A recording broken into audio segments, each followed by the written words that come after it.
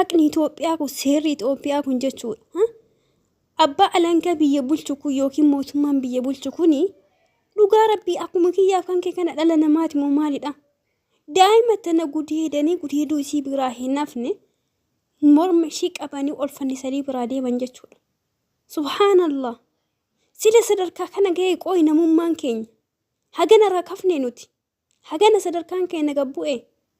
Hagana ijoolleen keenya gabbanii ol deebuu dhabanii. Dhugaa isiniin jedha mucaan kun amma tarii nama abbaa ta'ee fira ta'ee miidiyaa ol baate malee ilmoo hiyyeessaa baadiyyaa keessa gudeedamte ajjeefamte. Ajjeefamuu ittiin dhiisne bineensa biraa darbanii bineensa nyaachisiisaa jiran jechuudha. Wanni baadiyyaa keessatti ta'amaa jiru. Wallaahi wanni ilmoo hiyyeessaa irratti ta'amaa jiru. Waan gurri nama dhaguu ijji si arguu hin dandeenyedha. Sila maal taanaa yoo kaya akka dalagii haqa isaatiin hin adabamne. Yoo ka du'e haqa isaa hin arganne. Yoo hati hiyyeessa tokko jamanaa qabdu dhabde manaadha.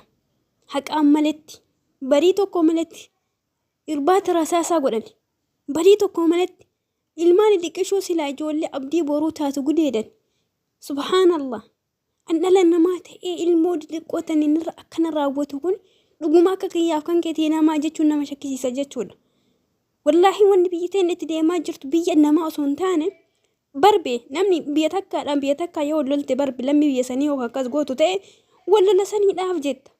Ati obboleessa kee ilmoo kan kee odoo sanumaayyuu ta'e odoo biyyummaan sabnummaanuu garagara ta'e ilmoo waa hin beekne irratti fokkisaa gogacha fokkisaa kan irra raawwatanii ilmoo waggaa 8 waggaa 10 jidduu kana gudeedanii gudeeduu isii biraa irraa hin hafne ol fannisanii biraa deeman jechuudha.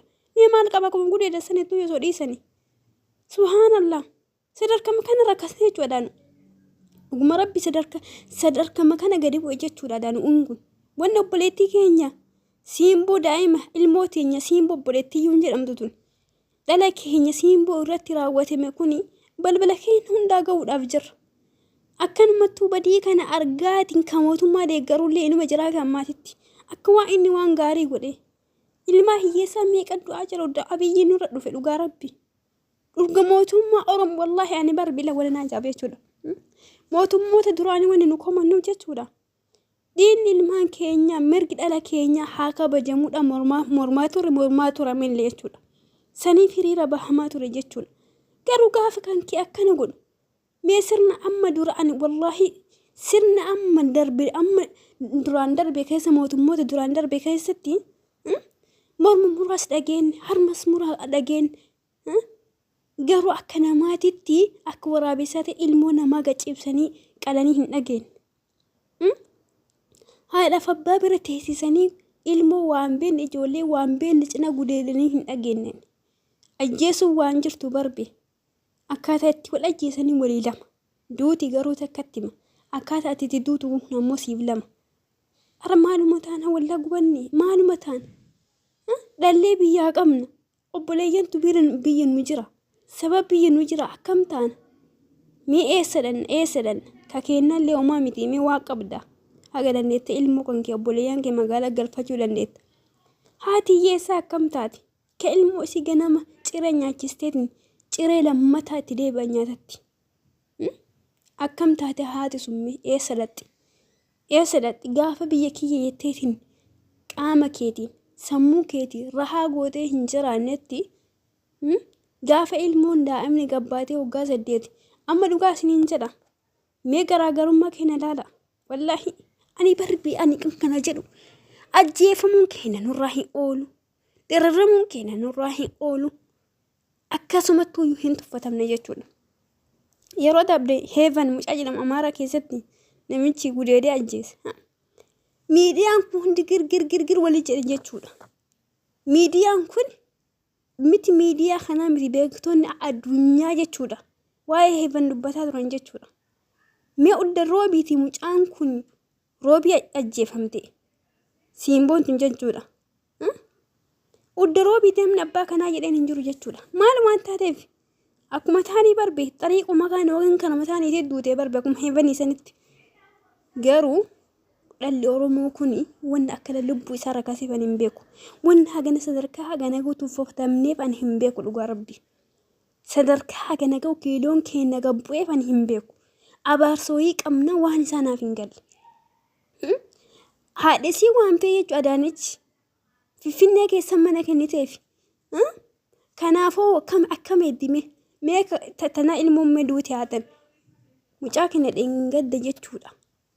Koomedii kan danda'u ilmoo lafa guddataa jiru. Miidiyaan gurguddaa Oromoo irra qabdu viidiyoo irraa waraabbattee baadiyyaa san keessa gaggalchitee jechuudha. Waan hin taane keessa jiraachisaa baate yuutuubii irratti viidiyoo isaa irraa waraabbatanii irraa gurguratan miidiyaa Oromoon qabdu silaa gurguddaani. Abbaa kana hin jenneen. Mucaasa haga ammaa waamanii mana hin kennineef. Waa takka hin gooneef osoo garuu gurbaan kun saba Oromoo ta'uu baate qaata fuudhamee fakkeedhaan. Badee waan mataana yaa Rabbi warruma aangoo qabu kana fakkeeffatti dhugaa Rabbi fakkeeffatti fakkeessaa isaanii subhaanallah.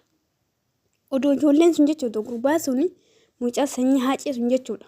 Saba biraa ta'e qaata achi waamamee manni kennameefi maal godhameefi Finfinnee keessatti abbaa ta'a jechuudha osoo abbaa hin ta'in. Garuu gaafa abbaan lafa sanii abbaan biyya sanii abbaan qubee sanii dhaloonni qubee boru akkana ajjeefamu akkana rakkatu akkam taana nuti.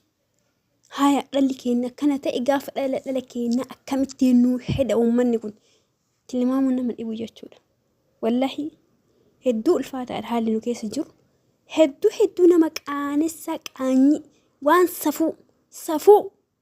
safuu Oromoon jettu sun jechuudha amma ijaa argaa jirra.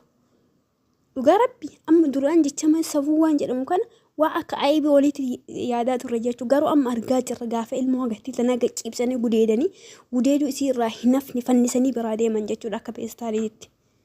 Sadarkaa kana gahe jechuudha. Namummaan keenya kabajaan keenya sadarkaa kana gahe. Subhaanallah. Maaliif akka kanarra harcaanii abaarsummaa akkamii wayii akka nutti jiru Rabbiin kun haa beeku. Silaa akka mootummaa abbaa fedhee achi yoo ka Oromoo miidhu malee ka Oromoo waa godhu yaadaa hin jiru.